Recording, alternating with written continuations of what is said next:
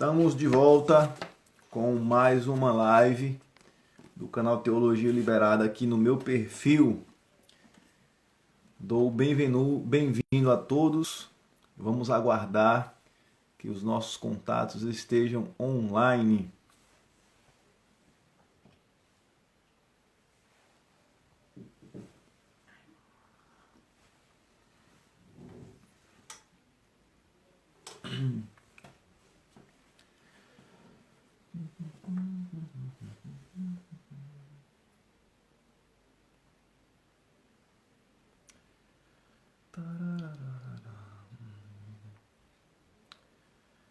Uma boa noite a todos. No Brasil, boa tarde.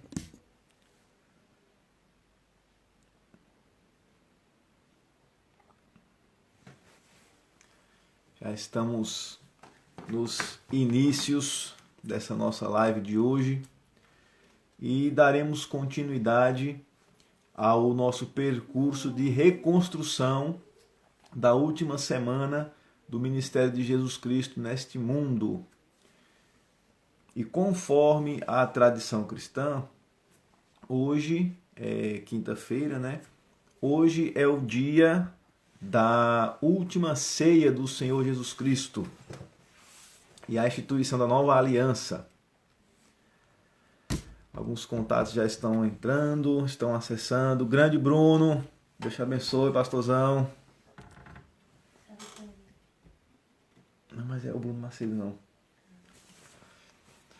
É o Bruno Anderson.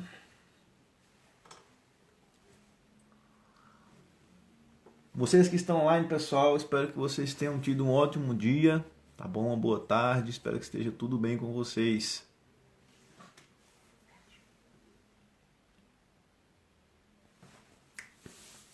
Bem, explicar mais uma vez, para quem chegou agora, nós estamos tentando pintar uma espécie de quadro de cubismo, né? Então estamos pintando a pessoa de Jesus Cristo, sua última semana especificamente, desde vários pontos de vista dos evangelhos. E o texto base que nós estamos utilizando é o texto de Marcos. E hoje nós leremos alguns versículos no capítulo 14 de Marcos. Se você puder acessar ou ler, você pode me acompanhar nessa leitura, tá bom? A reflexão de hoje será sobre a última ceia e a nova aliança, tá bom? Vou saudar aqui o grande Paulo, grande pastor Júnior, meu amigo Mateus. Um salve a todos vocês. Bem, o nosso texto de base hoje é Evangelho de Marcos, capítulo 14, e os versículos são versículos 22 a 26. Marcos 14, versículos 22 a 26. O texto sagrado nos diz assim: E comendo eles, tomou Jesus pão, e abençoando-o, o partiu, e deu-lhe, e disse: Tomai, comei, isto é o meu corpo. E tomando o cálice, e dando graças, deu-lhe, e todos beberam dele. E disse-lhes: Isto é o meu sangue, o sangue do Novo Testamento, que por muitos é derramado. Em verdade vos digo que não beberei mais do fruto da vide, até aquele dia em que o beber novamente no reino de Deus. E tendo cantado o hino, saíram para o Monte das Oliveiras. Bem, pessoal, esse texto, eu creio que todo cristão que participou de uma ceia na igreja evangélica ou da Eucaristia na igreja católica já deve ter ouvido ou pelo menos lido esse texto. Ele é muito conhecido, né? Mas geralmente a porção maior é mais lida na hora da ceia, né? Por exemplo, o texto de Mateus, o texto de Lucas, eles são mais citados. Vamos saudar aqui a irmã Clécia que entrou, irmã Patrícia, Deus abençoe vocês. Bem, nós estamos aqui reconstruindo hoje na nossa quarta reflexão, sobre a última ceia do Senhor e a nova aliança. Bem, vamos entender um pouco do contexto dessa passagem. Na reflexão passada, nós vimos a traição de Judas, né? Isso o preço que ele entregou Jesus Cristo à cruz. E hoje nós vamos reconstruir o quadro, né? Pintar o quadro dessa última ceia. Quando nós falamos em última ceia, talvez vocês tenham em mente aquela pintura do Leonardo, né? Leonardo da Vinci, que tem aquela última ceia, aquela coisa bem bonita, né? Inclusive é aqui na cidade de Milão que ela está situada, né? A última ceia. Aqui é chamada de Cenáculo. Eu nunca tive a oportunidade de ir, porque precisa ter que agendar para poder visitar. Mas um dia, com a oportunidade aparecendo, aí eu vou ver esse quadro. Pois bem, quando que chegou a Páscoa, os apóstolos chamaram Jesus e perguntaram onde Jesus Cristo queria fazer a Páscoa, né? Então, por exemplo, quando você pega o texto a partir do versículo 12 do capítulo 14 de Marcos, Jesus Cristo vai pedir que os apóstolos vá até a cidade, né? Que eles encontrarão uma pessoa e essa pessoa cederia o salão, né? O local para eles realizarem essa última ceia, tá bom? Pois bem, então, conforme o versículo 12 do mesmo capítulo, a ceia ela foi realizada no dia da Páscoa, ou seja, no dia que se comia o cordeiro pascal, tá bom? Nesse mesmo dia, Jesus Cristo estabelece a nova aliança. Aqui nós já estamos na altura do versículo 24, né? E Jesus anuncia uma coisa bem interessante. No versículo 25, ele vai dizer que ele não beberá novamente desse cálice até que ele beba desse cálice no reino. Então perceba que essa instituição de Cristo é uma instituição também escatológica, né? Porque ela vai continuar quando nós ingressarmos no reino, ou seja, o banquete das bodas do Cordeiro, né? Isso nós seremos chamados à mesa do Senhor. Continuando no mesmo texto, né? Jesus Cristo vai anunciar a sua morte, tá bom? Vai anunciar que os discípulos o deixariam, tá bom? Aí tem aquele alvoroço todo, né? Aqui nós já estamos no versículo 31. Então, Pedro e os demais discípulos dizem que jamais abandonariam o Senhor. Mas, no final das contas, eles não conseguiram nem ficar acordados, né? Pois bem, Jesus Cristo vai para o Getsêmani, tá certo? E ali ele é angustiado por causa das dores que deveria sofrer. Pois bem, então esse é o nosso contexto da passagem. Irmã Patrícia, grande abraço. Deus abençoe você, irmã Patrícia. Deus te abençoe. Pois bem, vamos ver aqui na última ceia, quando nós lemos o capítulo 22 de Lucas, Jesus Cristo fala que ele estava com grande desejo de fazer essa última Páscoa, essa última ceia com os seus discípulos. Lucas 22, 15. Né? E aqui nós entendemos que a última ceia, né, ou como o pessoal chama também na tradição como Santa Ceia, ela é de algum modo também o último desejo de Cristo, né? E nós podemos subdividir esse último desejo de Cristo em 3 subpontos, né? Então, qual é o primeiro subponto? Jesus Cristo queria fazer essa refeição junto com os seus discípulos, né? O segundo ponto, Jesus Cristo queria ter a companhia dos seus discípulos naquele momento tão angustiante que ele estava para enfrentar. E o terceiro desejo é que ele queria realmente passar últimas instruções para os seus discípulos. Nós vimos isso, por exemplo, no capítulo 13 de João, quando Jesus Cristo faz a cerimônia de lava-pés, tá bom? Saudar aqui meu amigo Gilson. Deus te abençoe. Então perceba que Jesus Cristo quis participar dessa refeição com seus discípulos, né? E todos nós que somos cristãos sabemos que existe a ligação com aquela Páscoa lá estabelecida por Moisés, né? Então, em que as pessoas que pintavam as suas casas com o sangue do Cordeiro eram poupadas do espírito de morte, tá certo? Então a gente consegue ver aqui alguma coisa meio espiritual, né? Pois bem, e o Cordeiro Pascual nós sabemos que o verdadeiro Cordeiro é Jesus Cristo, não é isso? Outra coisa importante é que quando nós estamos diante desse desejo de Jesus Cristo, a gente percebe que esse desejo não é atendido, né? Ele queria estar junto com os seus até o fim, mas infelizmente ele não conseguiu. Por quê?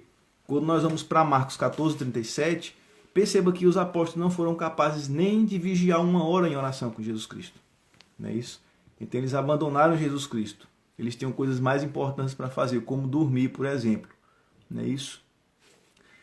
Pois bem, então nós aprendemos com esse desejo de Jesus Cristo, seu último desejo antes da sua paixão, é que nós temos que estar atentos a essa vontade do Senhor. Não é? Vocês lembram o mote do livro do Apocalipse? O que é que diz? Todo final de carta, o escritor do Apocalipse fala assim: aqueles que têm ouvidos, ouçam o que o Espírito diz às igrejas. Né? Então nós precisamos estar atentos à vontade do Senhor. Tá bom? Pois bem, o segundo ponto que nós podemos ver da nova aliança e da última ceia é que ela é, de fato, uma nova aliança, um novo pacto. O que isso significa? A palavra utilizada no texto original é a palavra diatex, né? O que é que isso significa? Significa realmente um novo modo de se pensar certas situações. Né? Por exemplo, quando nós lemos a Epístola aos Hebreus, você começa a entender que todo aquele sistema do Antigo Testamento, ele era uma sombra daquilo que deveria ser no futuro. Né? Então nós podemos ver várias coisas, aquela rocha, a nuvem, né? O tabernáculo, o lugar santo, o candeeiro, todas aquelas coisas são símbolos, e muitos desses símbolos se cumprem na pessoa de Jesus Cristo, na pessoa do Espírito Santo e na constituição da igreja, tá bom? E aqui nós lembramos daquela passagem, quando Jesus Cristo fala que nós não podemos misturar ou colocar vinho novo em odres velhos, né? Por quê? Porque o vinho novo, quando fermenta, ele rompe esses odres, né? Então o que é que isso significa? A nova aliança, ela não deve ser misturada, né, com práticas da antiga. Então, por exemplo, é muito comum nos nossos dias a gente perceber pessoas convocando para fazer certos atos proféticos, né?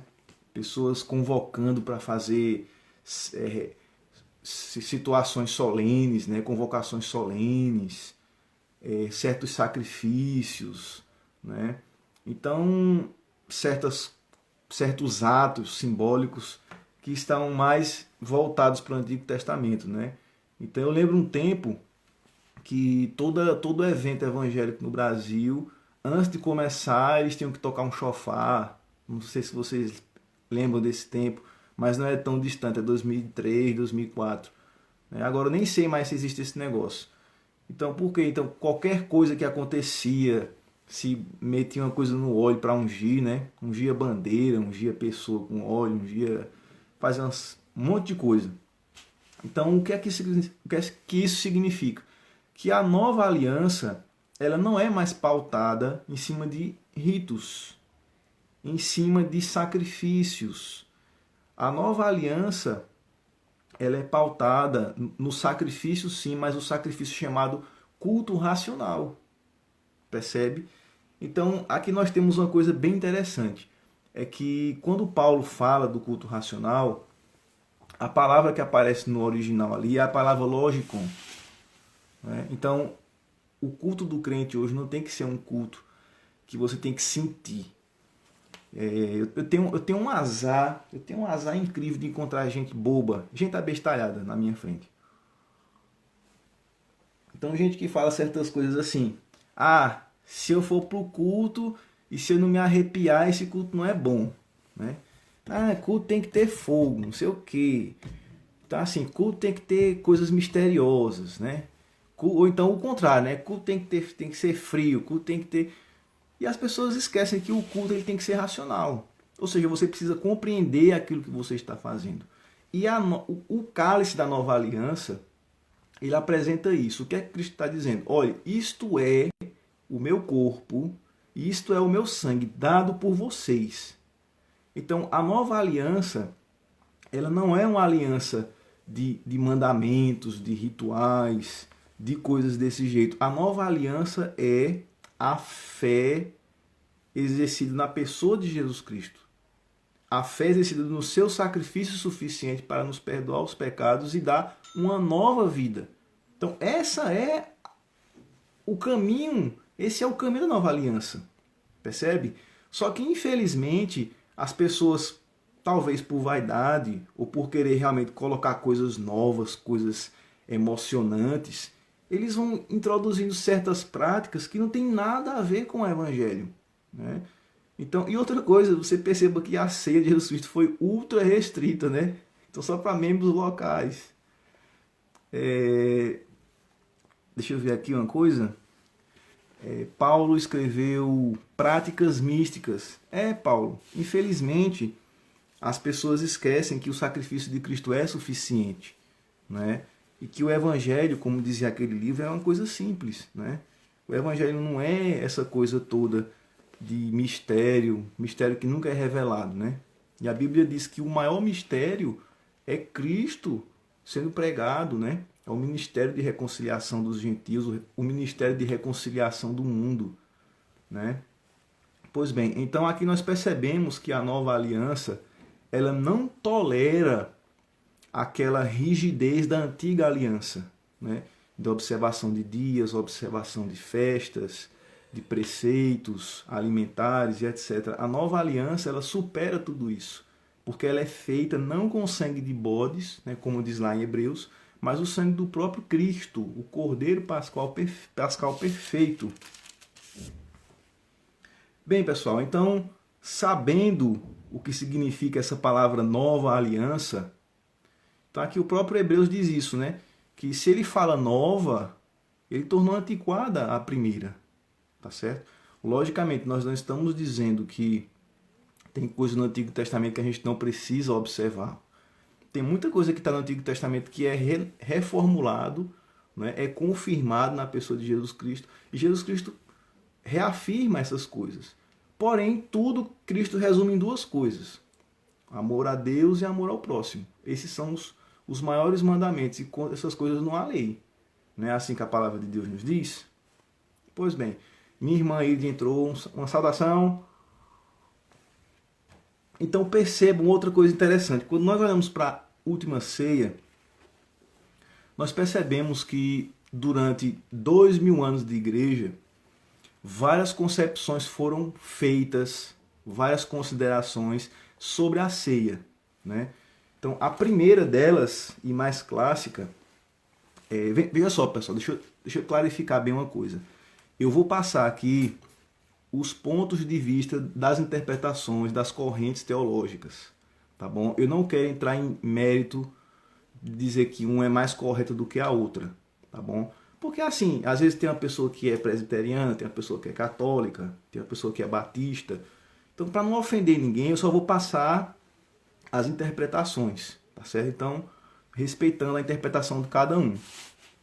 Pois bem, a primeira interpretação da ceia é a interpretação católica, né? Então a Igreja Católica tem uma expressão latina que diz assim: hoc est corpus meum, quer dizer, isto é o meu corpo. O que isso significa? É aquela famosa doutrina da transubstanciação católica, ou seja, a Eucaristia, a comunhão, não é somente um elemento físico, mas no momento que o sacerdote eleva os elementos, eles passam pelo milagre da transubstanciação. Ou seja, então o fiel que ingere aquele elemento, ele está ingerindo não apenas algo simbólico, mas o corpo mesmo de Cristo, né? A transformação eucarística do corpo de Cristo, né? Isso é chamado de transubstanciação, tá bom?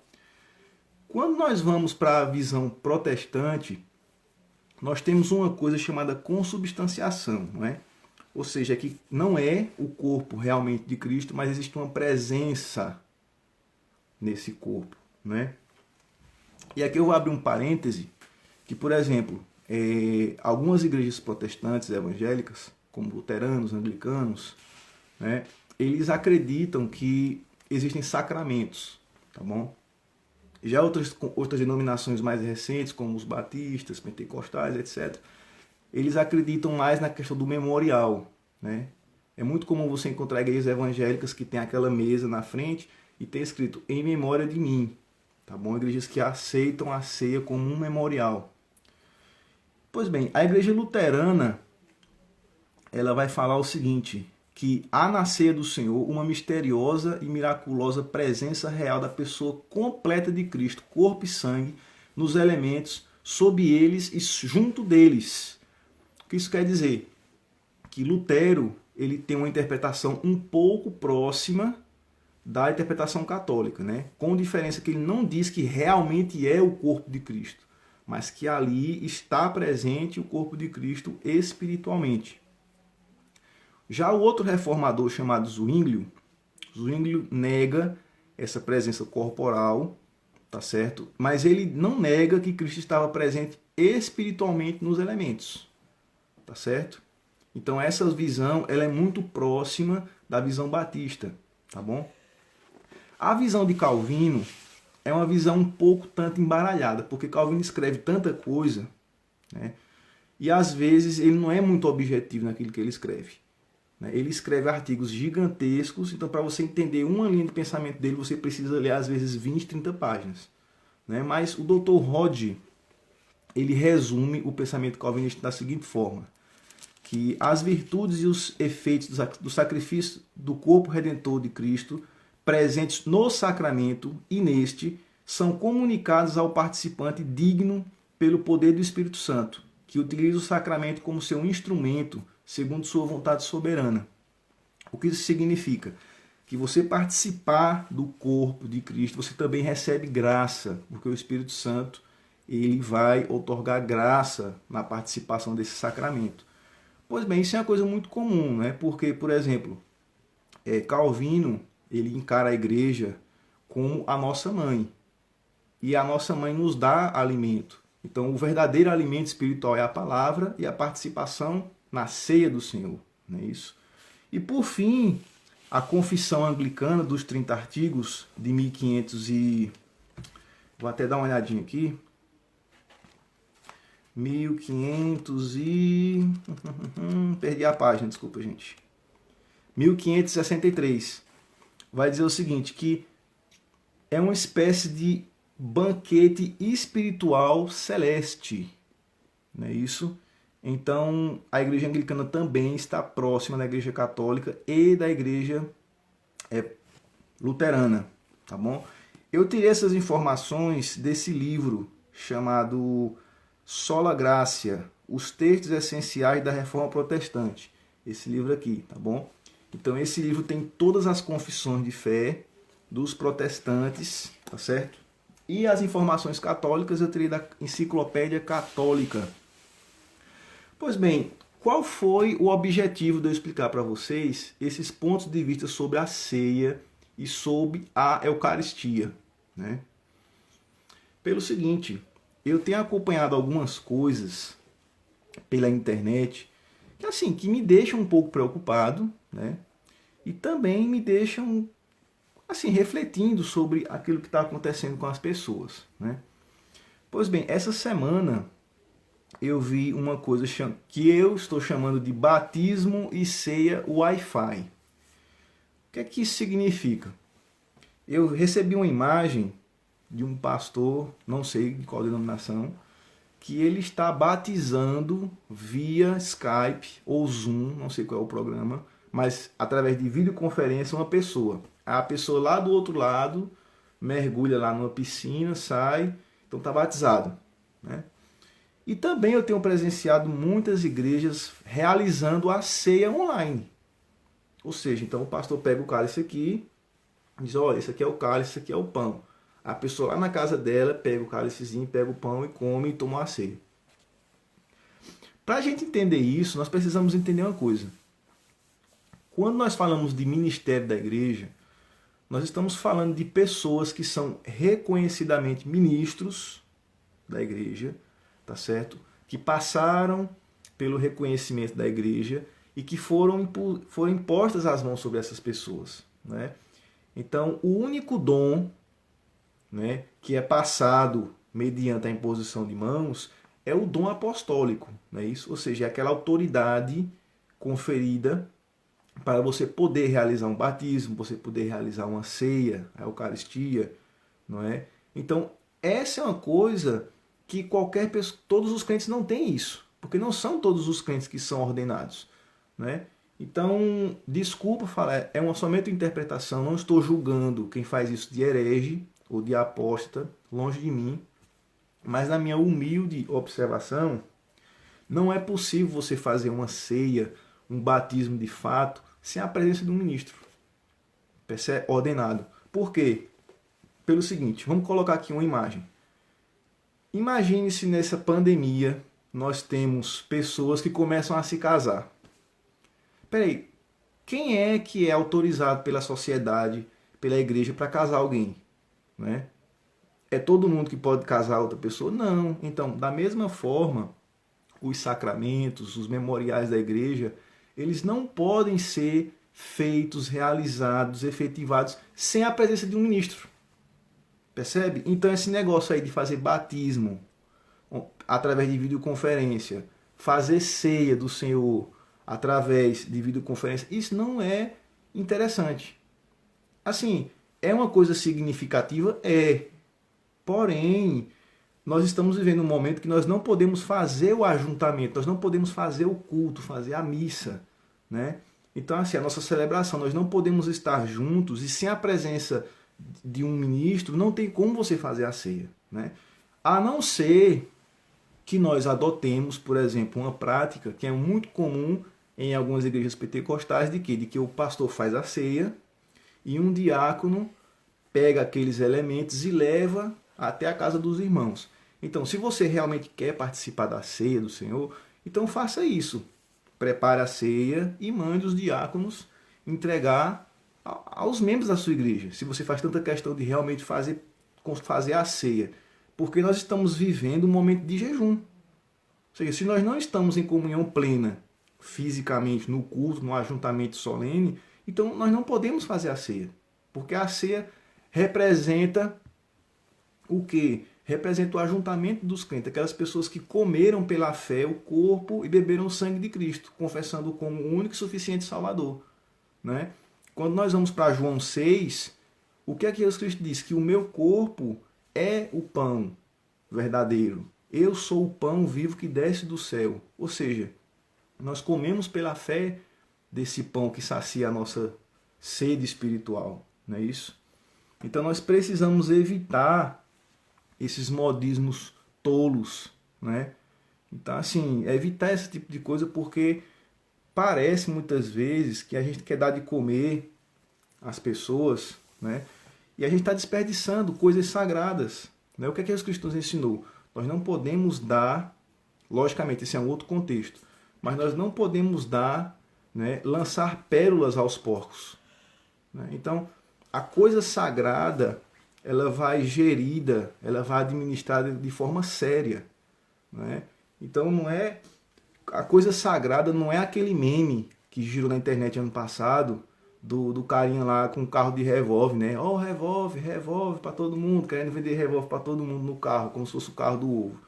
Então assim, as coisas de Cristo não são feitas dessa forma, né? Como diz o matuto do interior, feita de bolo, de qualquer jeito. Não, não é assim. Não, a coisa tem que ser feita com ordem, com decência, tá bom? Bem, pessoal, vou abrir rapidamente, fazer uma pausa para vocês deixarem suas colocações e suas perguntas, para a gente partir para o último ponto dessa reflexão. Quero saudar aqui meu amigo Carlos, do GH4 Seguros, meu amigo Fabrício, Deus abençoe. Fazer essa pequena pausa. Se vocês têm alguma pergunta a realizar, este é o momento. Fale agora ou cale-se para sempre.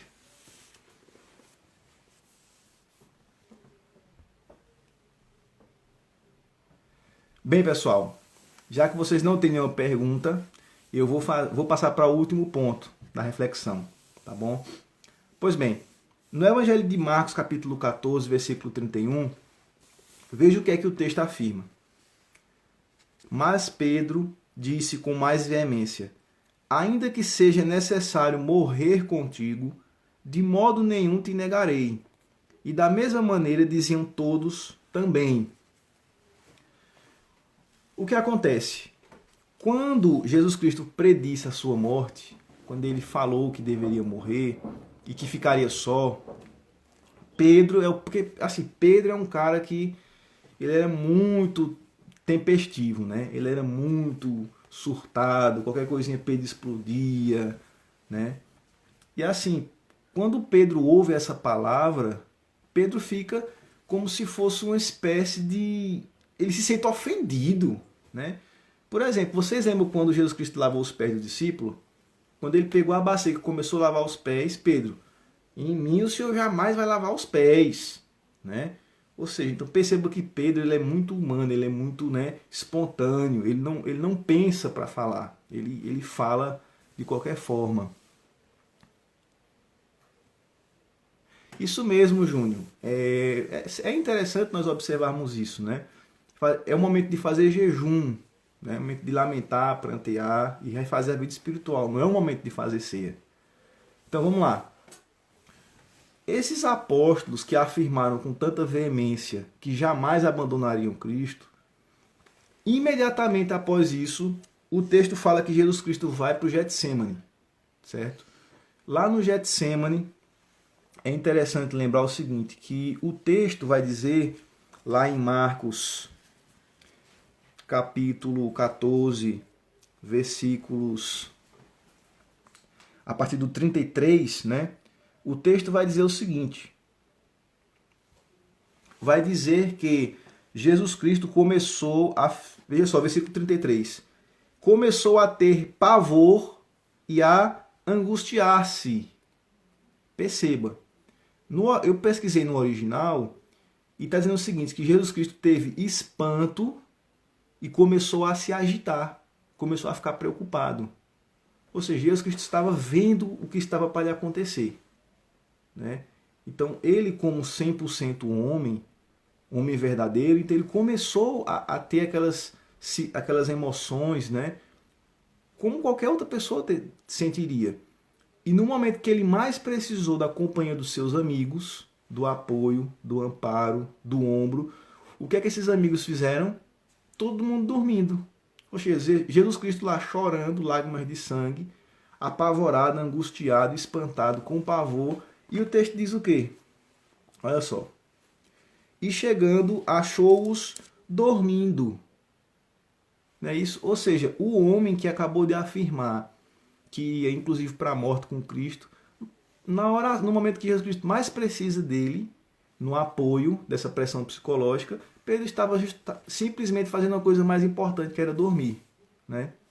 Então perceba que às vezes nós também fazemos esse tipo de promessa, né?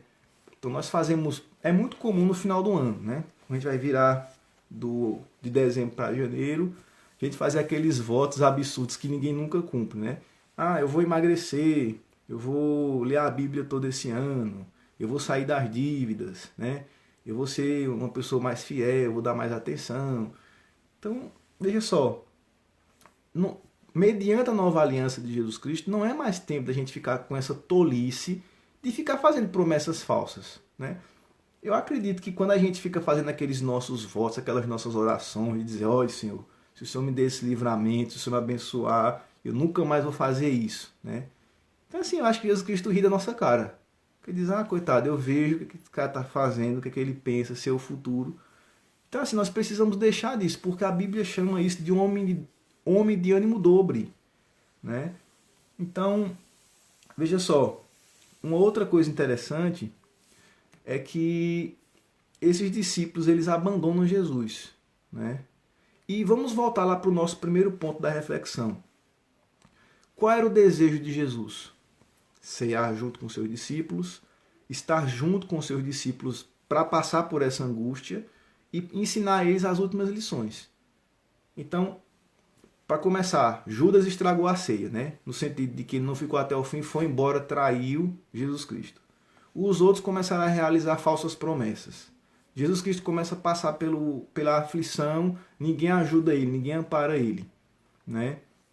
E depois todo mundo vai embora, ele fica sozinho. E isso nós vamos ver amanhã na prisão de Jesus.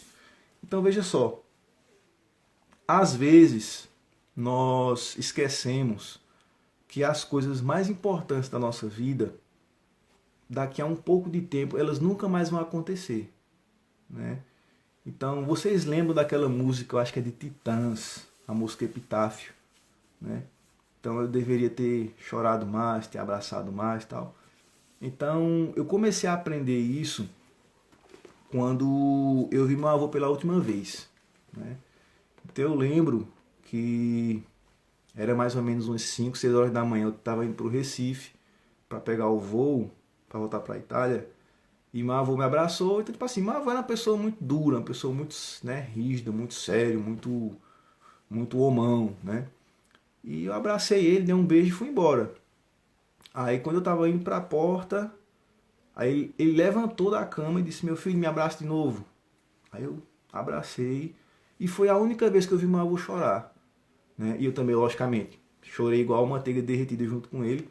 E ele falou o seguinte: "Me abrace forte, porque talvez eu nunca mais vou abraçar você de novo. Talvez seja a última vez que a gente vai se abraçar". E realmente foi a última vez que eu abracei meu avô, né? A mesma situação aconteceu com meu pai também, né? Aconteceu também com a minha avó. Então, por quê? Nós precisamos entender que existem coisas na vida que nós precisamos valorizar como se aquele momento fosse único e eterno. Porque depois que, como diz o Eclesiastes, depois que o fio de prata se rompe, você nunca mais vai ver a pessoa, né? Às vezes aquele amigo que você tem a oportunidade de refazer as pazes com ele, de estar próximo dele, ele vai embora para outro estado, para outro país, e você nunca mais vai ver essa pessoa, né? Então, assim, nós precisamos dar importância às coisas essenciais da vida, né? As coisas essenciais da vida não é se você vai ter dinheiro para pagar suas contas ou não. O essencial é saber que você está com a sua família do lado, que você pode abraçar a sua esposa, pode abraçar o seu filho, né? E vice-versa. Você pode estar junto das pessoas que você ama, você pode ter amizade com seus irmãos, com seus amigos. Então, assim, isso é a coisa mais importante, né? A coisa mais importante não é como fizeram os apóstolos. Foram, cara, Jesus Cristo ia morrer. Ele falou, desde o capítulo 10 de Marcos, que ele ia morrer. Eu vou morrer, eu vou morrer, eu vou morrer. E na última cena, no momento que ele tá mais aflito, os caras vão dormir, velho. Então, assim, perceba que às vezes nós deixamos para depois, né? A mania de postergar as coisas. Você não pode deixar para depois o que você pode fazer hoje, não é isso? Então, quando nós olhamos para a última cena, nós aprendemos isso, né? Que nós precisamos ver qual é a vontade do Senhor, ficar atento à vontade do Senhor, saber que nós estamos vivendo um novo tempo, relembrando nesta semana o tempo da Páscoa, o tempo do novo nascimento, o tempo de renascer em Cristo, não é isso? Nós precisamos acabar com esses modismos tolos que estão acontecendo nos nossos dias, não é isso? E nós temos que parar de dar valor a coisas fúteis, não é isso? Então nós precisamos parar de dar valor a objetos, a coisas materiais e dar valor a realmente aquilo que importa, né? Tem um provérbio chinês que eu gosto muito dele. Então, quando eu vou repetir esse provérbio, porque eu acredito que ele é uma frase forte, né? Então, assim, ele fala que se você pensa em 5 anos, você planta árvores, né? Se você pensa daqui a 5, 10 anos, você planta árvores. Mas se você pensa para o futuro e para as próximas gerações, você deve investir em pessoas, você deve crescer pessoas, né? Então, realmente é isso. Então, nós precisamos cultivar, nesse momento de pandemia, nesse momento de isolamento social, as nossas amizades, os nossos relacionamentos, refazer aquilo que não presta a nossa personalidade. Então, você sabe que tem pessoa que tem aquele caráter difícil, e tem gente que se orgulha disso, né? Tem gente que se orgulha de ser ignorante, né? Diz, Jesus Cristo mandou eu ser sal, eu sou grosso, sou ignorante. E ele acha que é bonito isso, né? Então, assim, nós precisamos refazer certas coisas, né? Desviar de certos caminhos, fazer novas práticas, né? Reconstruir. aquilo que foi destruído no passado, tá bom? Então, grosso modo, pessoal, essa é a nossa reflexão de hoje sobre a nova aliança e a última ceia do Senhor. Vou deixar aqui um abraço para o irmão Magno, Pedro Vitor, Carlos Ravelar. Deus abençoe vocês, Pastor Júnior. Então, que Deus possa abençoar vocês. E amanhã nós trabalharemos sobre a prisão de Jesus Cristo. Tá certo? Então, que Deus abençoe vocês. Uma ótima tarde, uma ótima noite. Tá bom?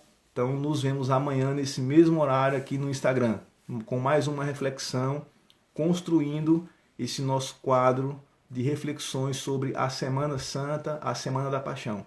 Até mais!